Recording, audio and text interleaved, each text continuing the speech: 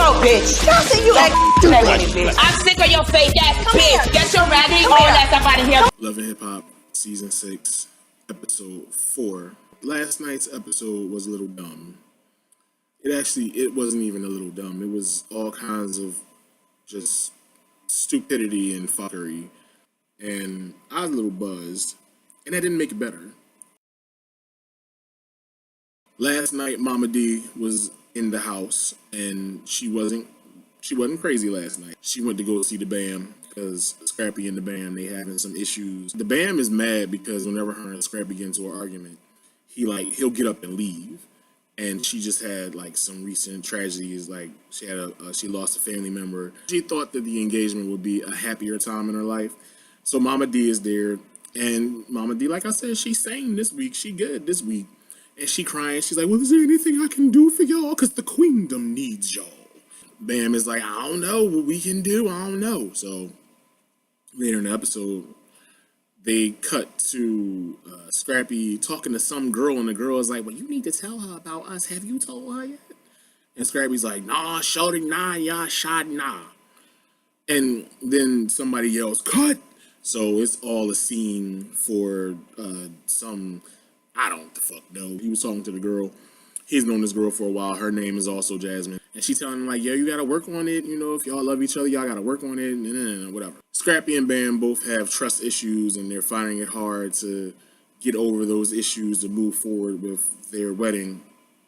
And Momma Dee is sad because Momma Dee, she loved Bam and she loves Scrap. I mean, for everything that, you know, Momma Dee, she a character, but I've never really thought of her as a bad person. I don't think she a bad person. I know she love her family. I know she love her son. And it makes her sad to see them go through this. Momma Dee steps into action to make sure that Scrappy and the Bam can get a chance to talk to each other.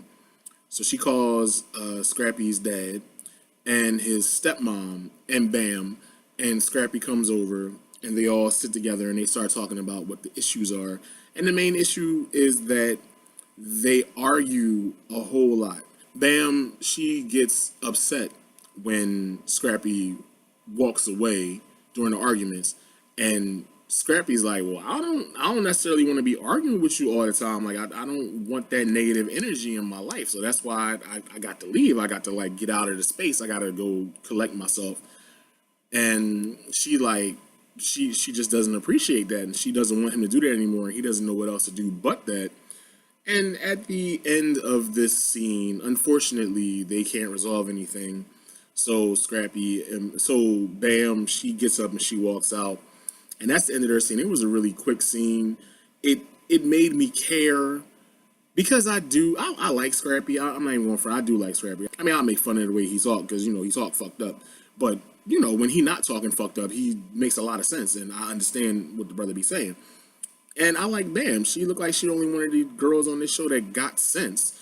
So I don't want anything bad to happen with them, and I hope that they can resolve their issues, and I hope that there will be a wedding at the end. Because if they get married, I would much rather see them get married than if Jock proposed to Carly and was like, I need your discounts for AARP. Will you marry me? And she'll be like, yeah, sure, because you know the Sizzler opened at 6. The Jasmine storyline is still going strong, if you want to call it strong, because it sounds just like a steaming pile of bullshit. Jasmine is at her apartment building. She about to get thrown out. She got to find some place to live. So she's in her apartment packing shit up. And who should just happen to come by to spread her sunshine? That's right, old-ass Grandmom Carly. I don't understand why Carly is bothering with...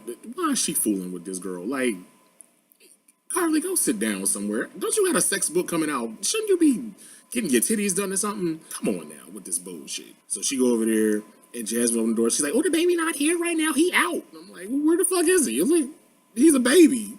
He's out where? He's not your teenage son, bitch. This is like a newborn. Who the fuck got the kid? So... as Grandmom Carly sits and waits, asking if Jasmine has running water so she can drink some Metamucil, this girl comes in, and the baby is in the stroller, so the baby's face is covered like Blanket, circa 2000 and whenever that was, Blanket was born. And Carly, she all knows. She like, ooh, this the baby? Ooh, is it the baby? No, Carly, it's not the baby. It's a chipmunk in a stroller. Because that's how we do things in Atlanta. Yeah, it's a baby, you dumbass. The nanny comes in with the baby. And Carly's like, oh, can I see? Can I see? And of course, Jasmine, because she's there for the check-in for her 15 minutes. She's like, oh, of course, girl, go ahead. I've known you for 3 minutes. And I'm going to let you just peek at my kid and pick my kid up and shit? No, I don't think so. I don't know where your dirty ass hands have been. I don't know what dicks you've been touching. I don't know you. Don't look at my kid. Don't breathe on my kid. But since it's in the script, oh yeah, girl, go look at my baby. Go ahead and look. They take the blanket off of the stroller, and they reveal the baby. And you know who the baby looked like? The baby looked like a baby. It don't look like none of these motherfuckers. I really don't know if it looked like Jasmine. I don't even know if this is really her kid. I don't know if they secured a kid off the black market or whatever, but I'm not buying none of this shit. Alright, so while grandmom is looking at the baby and all geeked and shit, she like, I take pictures? Yeah, take all the pictures you want and send them to whoever. Grandmom Carly is taking pictures of this baby she's only known for like 3 seconds. Of this woman she's only known for like 3 minutes. And she's taking all these fucking pictures. The nanny was sitting there, and then she reveals that she too is a part of Rod and Jasmine's, I don't even know what it, United Nations relationship. They welcome every fucking body. So now that old ass Carly has this new information, she knows that Kirk could be the baby's father, and now she knows that Kirk has slept with the nanny as well as many other women in Atlanta. And she's like, there must be a DNA test. Something must happen immediately. Like, all right, Carly, sure. Somebody should get a DNA test, but it shouldn't be you. Why do you care so much? Go write your fucking book. So later in the episode, Carly and Jock get together. They're somewhere, and there are photographers there, and the photographers are being punished by having to take pictures of both of these motherfuckers.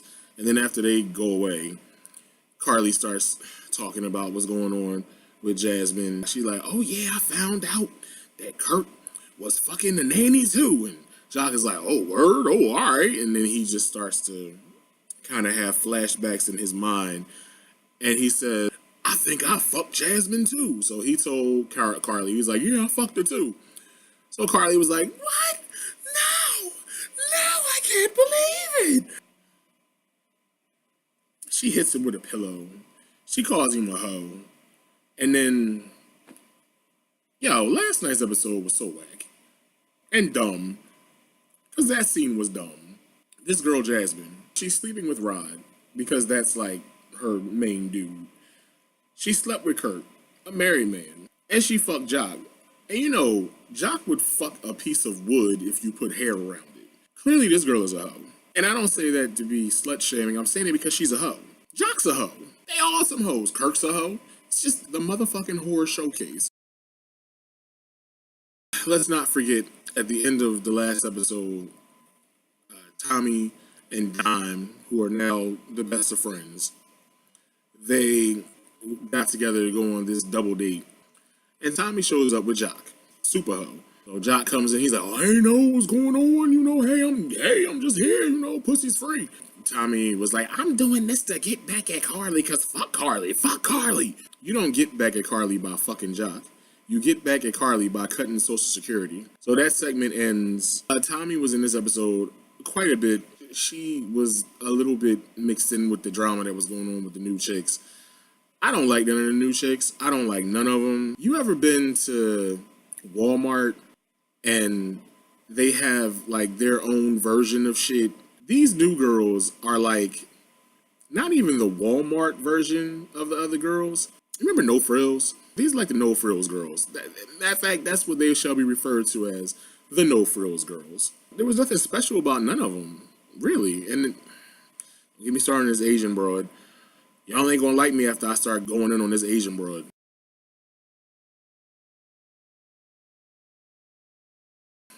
Last night, the show introduced a whole new crop of broads. It started in this, I think it's a hair salon, and it's this chick. Her name is Sierra, and she owns a salon. So she started doing makeup for strippers back in the day. And that's how she ended up with her own salon. I'm sure it wasn't an overnight thing. She probably had to twerk her way up to the top. One of the employees at her salon is this, just, I don't even know what to call this child. Her name is Lovely Mimi. Do we really need another Mimi? I will only refer to her as number 2. She's ghetto as fuck. She tells us that she's married to a fine-ass black man. She says she's fine with being a stereotype because she does music and she does nails. Lord Jesus. And then there's this other girl.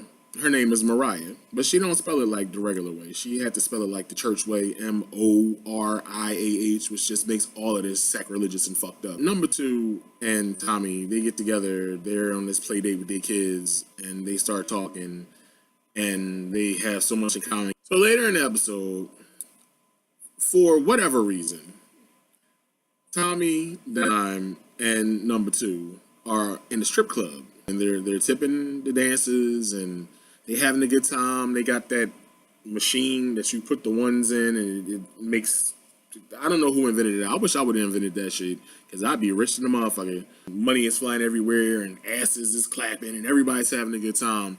And the three of them, they talking, they like, yeah, girl, this what it's all about. Strippers, ass, and dollars, yeah. And then all of a sudden, somebody else comes out with one of those machines like, yeah, that's what it's all about, girls. It's the girl Mariah that don't nobody really know. So Dom look at her like, who the hell are you? That shit was hilarious. And Tommy's like, no, seriously, who the fuck are you? And she's like, oh, I'm Mariah. Don't nobody know who the fuck you are, yo? Like, you knew. So Mariah's like, oh, I'm Mariah. I'm the new girl. Well, she didn't say that, but we already know she's a new girl because she ain't old. So clearly she's new. And she's like, and I brought my friend Treasure.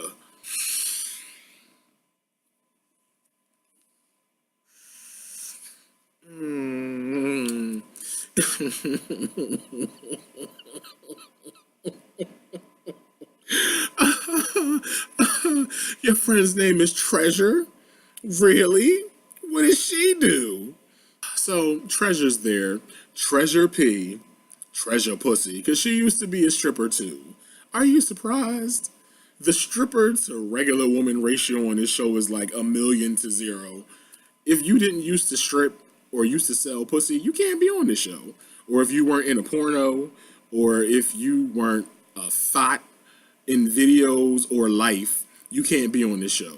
The girl Treasure is there. She's like, yeah, I'm trying to be on the radio. That's what I want to do now. That's my passion. So she tells everybody she used to be a stripper. And she asks Tommy, she's like, well, did you used to be a stripper? And Dom, because nobody asked Dom like, well, I was a stripper. Bitch, we know you was a stripper because you never let us forget that you were a stripper. All right, you know what? Cookies for you. Shut the fuck up. We know you used to pop that ass. Shut the fuck up. So Tommy said, no, I didn't strip. I just used to be in the club modeling. I've been to plenty of strip clubs in my day. Plenty. And I ain't never seen nobody just stand there modeling. Were you on the payroll? That's the main question. All right, well, clearly, DeJohn Treasure, she's like, oh, so you was one of the low money makers. I was making all the money because I was stripping. I'm so glad you're happy about that. I'm so glad you found pride and joy in that shit. Tommy wasn't having it. She looked at her like, bitch, don't you know I will murder you? Treasure don't know. Please don't anger Tommy. Tommy's fucking nuts. During the course of this exchange between these women who have never met before, in the strip club, looking at a bunch of women who are probably saying, next year I'm gonna be on the show. Next year that's gonna be me. Twerk it, twerk it, twerk it. Make that money. Don't let it make you. So they're all sitting around talking about their whorish ways. Treasure reveals to everybody that she's fucking a married man. And everybody's like, then Mariah also, because nobody gives a fuck about Mariah, she comes out of nowhere. She's like, and me too. I've also got a man who's married to a woman. I'm a mistress. And they just like, you're a hoe. You're a fucking hoe. And Tommy she ain't into none of this shit. She's like, all y'all corny and whack, and I don't want to be here in this scene with y'all no more. So the scene ends. Oh, and one last thing. Treasure knows Jock. Who without a vagina doesn't know Jock? He knows everyone. He's fucked everyone. He's Jock. That should be his tagline. So in the next manufactured scene at this salon that just popped up out of nowhere, Sierra Salon is called Strippers Unite. I don't know what the fuck her salon's called. I don't really care. Number 2 does nails there. And she and Sierra don't get along. So Tommy comes in conveniently to get her nails done. And number 2 asks Tommy, like, well, do you and Dom fuck? And Tommy just looked at her like, why am I in this scene? Then Sierra comes over because she didn't like the conversation that number 2 and Tommy was having. And she was like, I don't think it's appropriate work conversation that you having right now. So what does number 2 say back to Sierra? She's like, oh girl, you want to go out for a drink? What? No. Fuck no. So what happens? They go out to this bar and have a drink. I don't really know if this was just a scrap scene that Mona had to somehow incorporate into the show. Because it just was so dumb. It was like they were at work. And then number 2 was like, let's go get a drink. And then 5 minutes later, they're out getting a drink. Okay, this is where things get really bad. Honestly, it's been bad. At this point, it's been bad for 55 minutes because the whole episode was just fucked up. Number 2 and Sierra exchange words. Sierra's like, oh, I don't like the way you conduct yourself in the shop. You got to stop. So number 2 is like, I quit. And then they get into this fight, this dumbass fight, where Sierra's like, she want to be black so bad. So number 2 gets up and she's like, boo, you don't understand. I don't need to be back to kick your ass.